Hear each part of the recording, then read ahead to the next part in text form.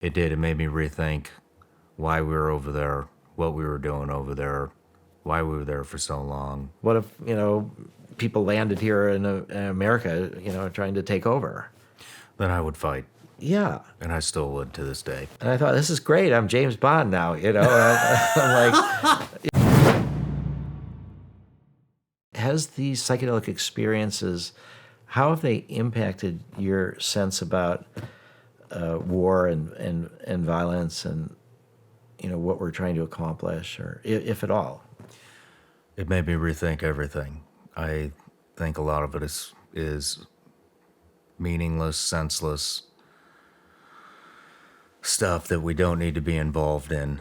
And Rick, I don't have a lot of experience with psychedelics, but my trip with Trevor, it just changed my perspective on everything. And it did. It made me rethink why we were over there, what we were doing over there, why we were there for so long. It made me. Had I done psychedelics prior to joining the military, they probably wouldn't have joined. Is that what you're asking? Well, in part, yeah. Because I now think, though, that, what we see with the war in Ukraine, it's so clear that there's a massive totalitarian effort to take over democracy in Ukraine, so that we need a military. We need to fight in certain times, but not in others. So, I guess I'm wondering, are you saying you're a pacifist now, or just that there's more differentiation between, when it's appropriate and when it's not? I wouldn't say a pacifist, but I'll say I think if everybody was doing this stuff, we wouldn't have any of these conflicts. Right. And I think a lot of us would be getting along who don't normally get along, and I don't think we would have this mental health crisis. I think a lot of hatred and a lot of anger would disappear into nothing. If people gave psychedelics a chance. Yeah. Would you agree with that? I do, and in fact, so when I was 18, I was in despair in a way about the world, and I had been, I was Jewish, born in '53, not that long after the Holocaust. I had relatives in Israel, Palestine since 1904, and relatives that fought in the '48 War of Independence, and so I was just raised from a very young age about the reality of the Holocaust, but I was taught it in America at the time of Americans' height of our power. So I felt that I could kind of approach the horror of that from a safe place in a way. But I was sort of told by my parents that I was part of this multi-generational story. Now, Judaism goes back, you get to hear these stories of the pharaohs and building pyramids and stuff, but I think that's more myth than reality, but still, this idea that was taught to me that I was a product of refugees that came from Poland and Russia in 1880s and in the early part of the 20th century, from my grandparents and great-grandparents. They came to America for freedom. They found it. They made a good life. They succeeded. And then my job was, in this generational line, was to think about these deeper threats. I also was very much influenced by the Cuban Missile Crisis. So I was just a young boy, and now the whole world could blow up, and we could die, everybody could die, and they teach you, duck and cover under your desk. Kids have, sad to say, active shooter drills and stuff. But this was like, what do we do if the world blows up? And I just felt increasingly like the world was. We hadn't evolved from animals that far. Our rational thought was not, and I was in despair. And I was also in one of the last years of the lottery for Vietnam. And so I decided at the time that I didn't think it was a wise war.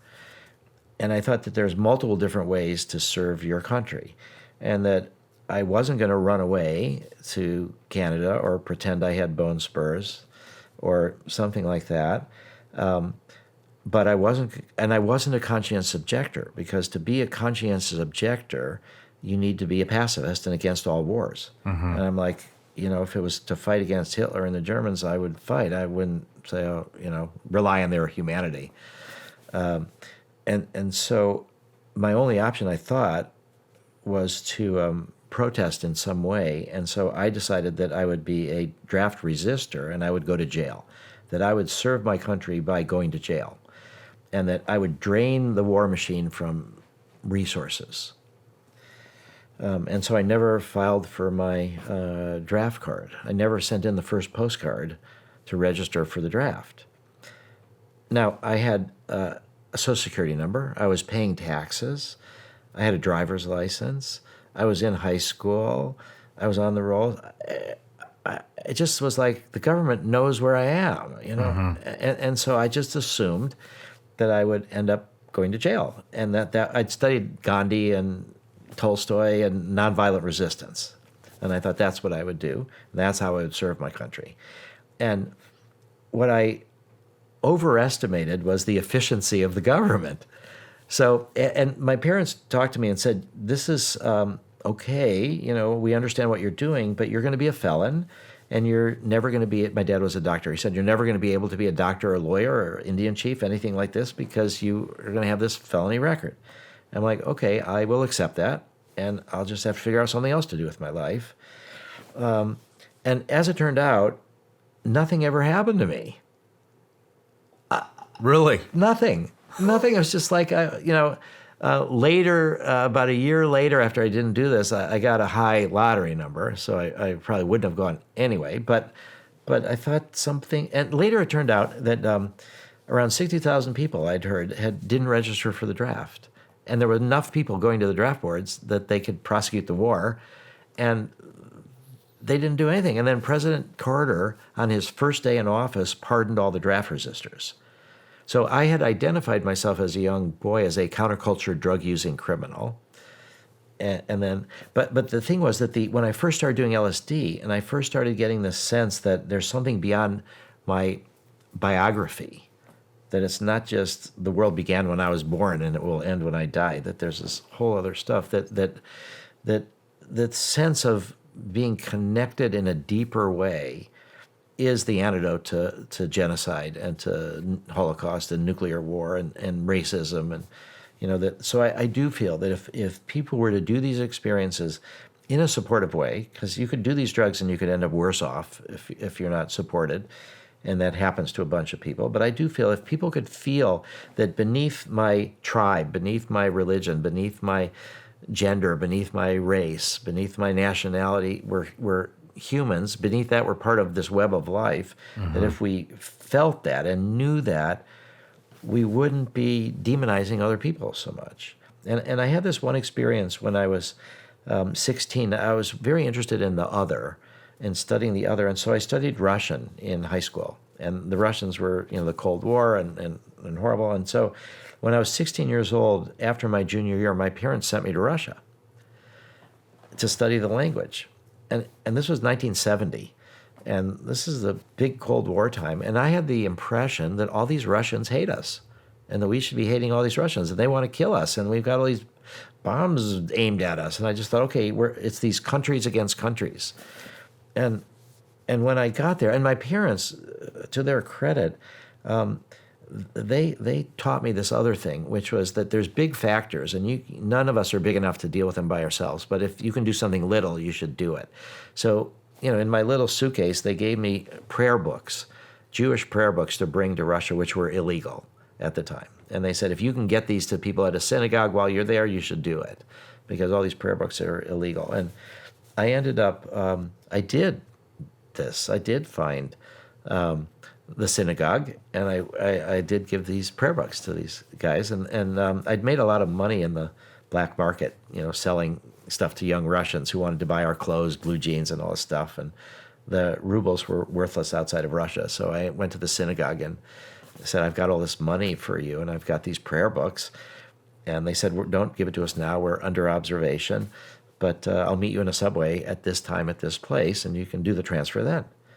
And I thought, this is great. I'm James Bond now, I'm like, but I'm 16, and I was like, hey, if they catch me, they'll just ship me home, So I had this fearless kind of Yeah. stuff. And I did, and I met the guy and did the transfer. But I realized these people didn't hate us, and that it was their governments and these clashes of power people, but what